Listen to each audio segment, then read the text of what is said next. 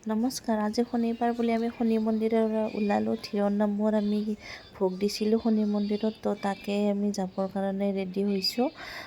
শনি দেৱে বোলে নীলা বস্তু ভাল পায়, তো নীলা কাপোৰযোৰে মই পিন্ধি লৈছোঁ। এয়া মা আৰু ধীৰ আমি গোটেইকেইটাই ওলালোঁ। এয়া পূজা ওচৰতে আমাৰ আহি পালোঁ। আমি দুইথালি আমি ভোগ দিছিলোঁ, মানে খিচিৰি।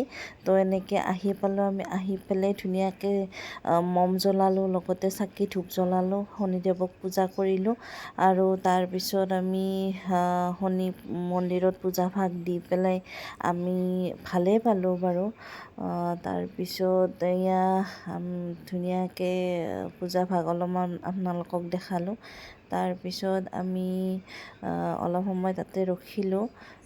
শনি মূৰ্তিটো দেখিছেনে, ইমান ধুনীয়াকৈ সজাই পৰাই তুলিছে। মানে বছৰত একবাৰ মানে মূৰ্তিটো আঁতৰাই নতুন মূৰ্তি স্থাপন কৰে। তাৰপিছত আমি খিচিৰি ভাগ খালোঁ।